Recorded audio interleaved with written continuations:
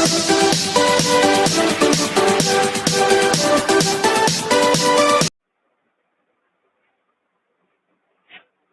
students, this is Arshit Kamra and I'm back with my another video in the topic forces and laws of motion जो कि class 9 के science से relate करता है।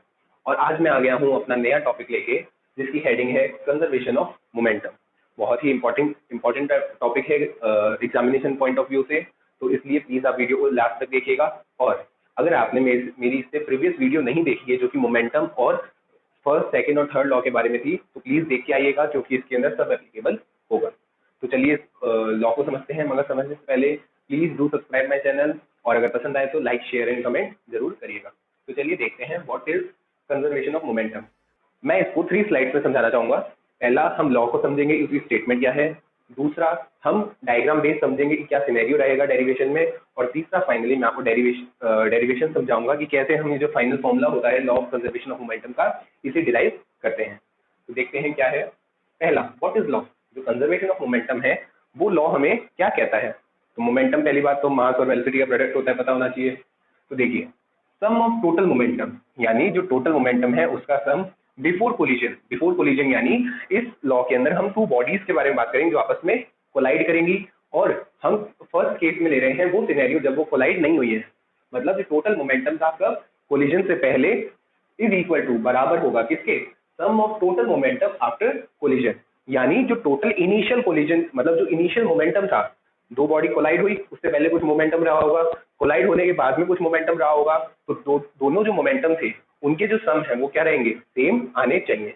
ठीक है, तो इसी कारण से जो हमारा लॉ बन जाता है वो ये बन जाता है m1u1 plus m2u2 is equal to m1v1 plus m2v2। ठीक है, बहुत अच्छी लैंग्वेज में समझ लिया, हो गया खत्म।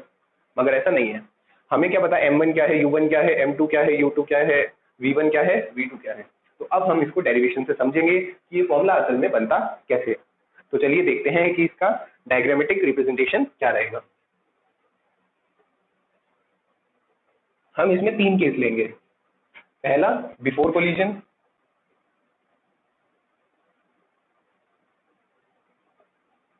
दूसरा, जब कोलिजन हो रहा है। एक होता है आफ्टर कोलिजन।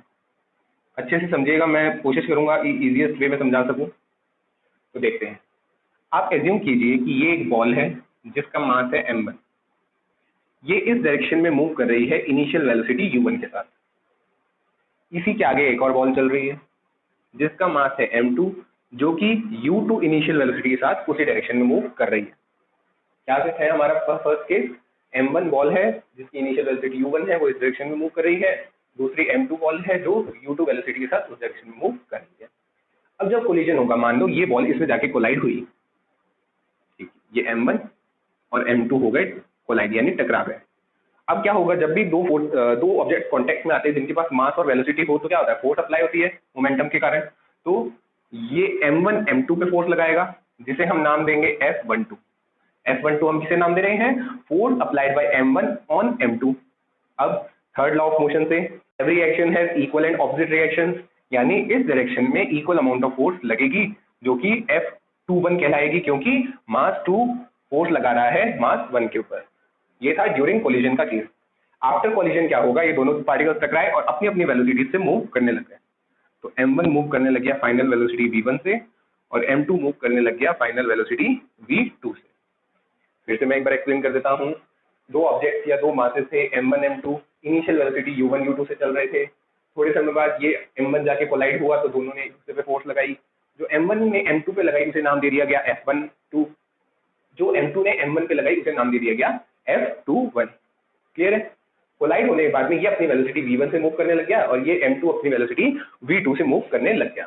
ठीक है, तो इनिशियल वेलोसिटीज u में रिप्रेजेंट करी है और फाइनल वेलोसिटीज v में रिप्रेजेंट करी है। तो प्लीज आप एक बार इसका स्क्रीनशॉट ले लीजिए। अब हम समझेंगे कि कैसे डेरिवेशन होता है। तो चलिए देखते हैं, ये सिनेरियो याद रखना प्लीज।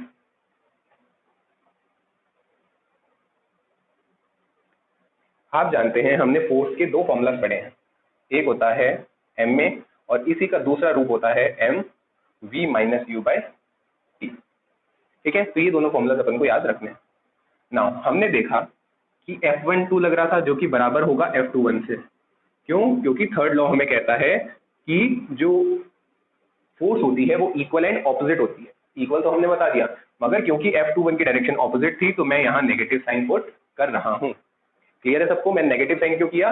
क्योंकि थर्ड लॉ कहता है इक्वल तो होनी चाहिए मगर डायरेक्शन ऑपोजिट होनी चाहिए। तो ये जो माइनस का साइन है ये ऑपोजिट डायरेक्शन को रिप्रेजेंट कर रहा है। तो चलिए अब आगे देखते हैं। जो मैंने बताया कि फोर्स का फॉर्मूला ये होना चाहिए, इसके अकॉर्डिंग हम लिखना चाहे तो क्या लिखेंगे? क्योंकि फोर्स F12 मास 1 लगा रहा है तो हम इसके लिए लिखेंगे m1 v1 minus u1 upon t। Clear है? अब ये वाली फोर्स क्योंकि m2 लगा रहा है तो हम सारी क्वांटिटीज में 2 लगा देंगे, m2 v2 minus u2। Time interval दोनों के लिए सेम है।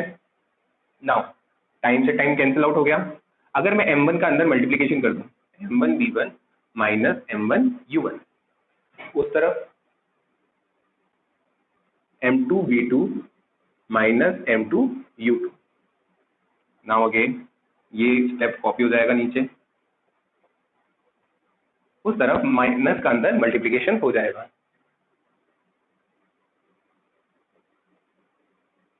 बस अब कुछ नहीं करना, मैं u1 वाली टर्म्स को एक तरफ ले जाऊंगा और v1 वाली टर्म्स को एक तरफ ले जाऊंगा, तो फाइनल आ जाएगा m1 u1 m2 u2। और इस तरीके से ये प्रूफ होता है कि टोटल इनिशियल मोमेंटम जो कि ये रहा बराबर है टोटल फाइनल मोमेंटम के। और इस तरीके से हमारा law of conservation of momentum का डेरिवेशन कंप्लीट होता है। होप करता हूँ सबको समझ में आया होगा। मैंने अपनी तरफ से ट्राई किया है कि इजीएस्ट लैंग्वेज में समझा सकूँ। But if you have any doubt to do let me know in the comment section and video को प्लीज ज़्यादा से ज़्यादा शेयर कीजिए।